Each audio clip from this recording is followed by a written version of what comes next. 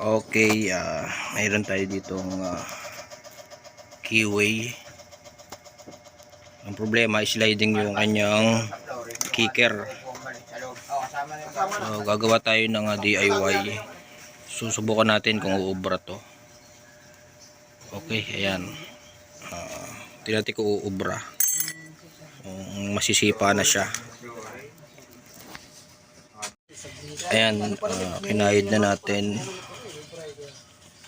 Tapos dito, ayan, kinayod na rin natin siya. Ayan o. Ito yung ginawa natin. Kinayod na rin natin ito. Okay, tinanggal ko lang yung ito. Yung lining nito, tinanggal lang natin. Ayan. Bukan natin kung uubra to. Ayan, naikabit na natin. Ayan na, bali naging 5 na yung kanyang lining. Tapos yung dalawa nagdikit na. Ayan. Mamaya testingin natin. Pero kakabit muna natin lahat. Linisin muna natin yung mga gasket nya. Ayan, naikabit na natin. Silipin natin kung masisipa na. Yung lusot to eh. Ayan o, sisipa na.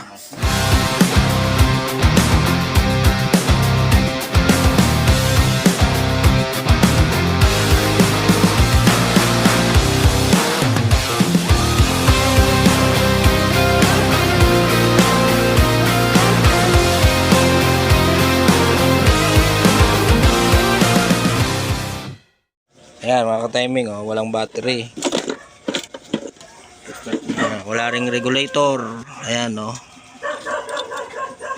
Ilaw lang ang gagamitin natin.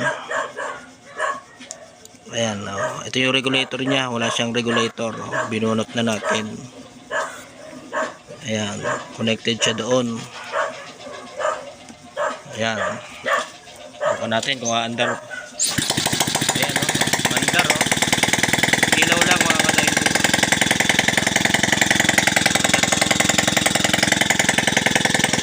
Ito, mga ka-timing, bubuti lang natin to sa bumbilya. Ayun. Ayan, mga ka-timing, andar siya. Bumbilya na yung gamit, walang regulator. Wala ring battery. Ayan, oh. Ayan, mga ka-timing. Okay, mga ka-timing, sagutin lang natin yung tanong ng ating basher regarding dito sa motor.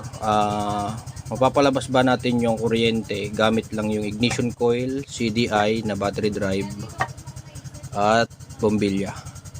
Okay, tara. Subukan natin. Okay, ayan mga ka-timing, meron tayong pinutol dito na regulator. Ito, regulator, tinanggal natin. Tapos ito yung CDI connector.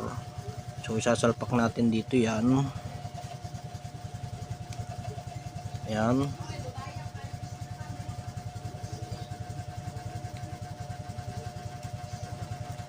Okay, ayan, nakasalpak na. Tapos ang gagawin lang natin, CDI, ignition coil at bombilya. So ganito yung gagawin natin, mga ka-timing. Ito, tinanggal natin yung regulator, bali wala siyang regulator. Palalabasin natin yung kuryente gamit yung bombilya. Tama ba? Okay, ayan. Bali dito, mga ka-timing, dito sa kanyang red na may lining na white, lalagyan natin siya ng alligator clip kung saan connected yung isang linya ng paa ng bombilya. Okay, ayan.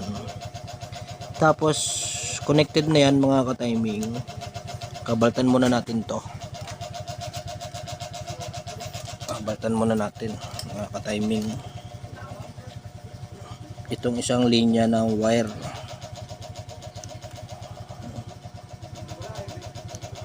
Ayan.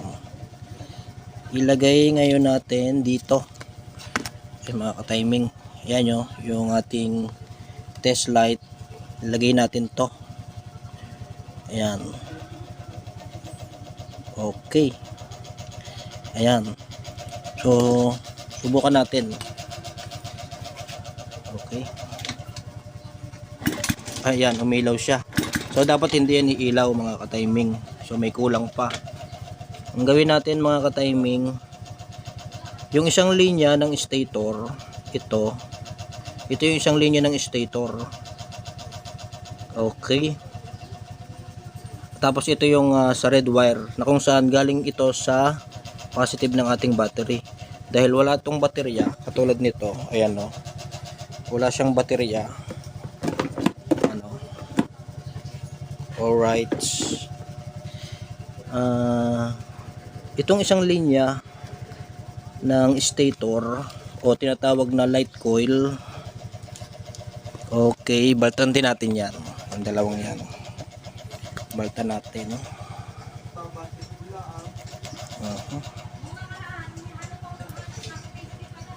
Ayan. Okay. Pagsamahin nyo yan, dalawang yan.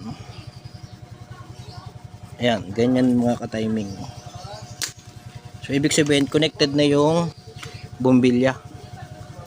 So, itong bombilya, patatalunin natin. Okay, patatalunin natin yung kuryente papunta doon sa CDI. Okay, kapag na-supply na yung CDI, lalabas na yung kuryente niyan katulad nito. Pain natin. Ayun no. Ayun, timing. Ayun, lumabas na. Subukan natin tanggalin to mga ka-timing. Ayan no, tinanggal na natin. Ayan, wala nang connection. Pero connected pa rin yung bombilya. Tingnan natin.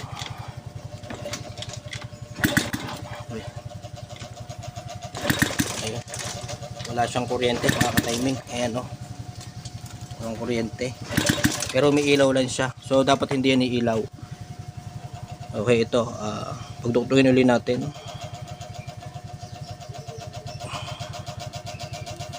Ayan. Connected na. Ayun mga ka-timing. Ganun lang, napakasimple lang mga ka-timing. Okay mga ka-timing, pinaka final na repair natin. Sliding to kanina, hindi siya nasisipa. Tapos wala ring kuryente to. Bali pinag-eksperimentuhan lang natin kanina. Ito bali binalik ko na yung charger nya. Okay, tapos dito na yung patayan, pinaka ignition switch nya, ito na po yun. Ayan, tapos ayan, sinetap na natin. Okay, pandarin na natin kung mag-slide pa. Ayan, nasisipa na siya mga ka-timing. Tapos pailawin na natin. So naglagay lang tayo ng ilaw para mayroon siya ilaw. Wala kasi siyang ilaw eh. Ayan.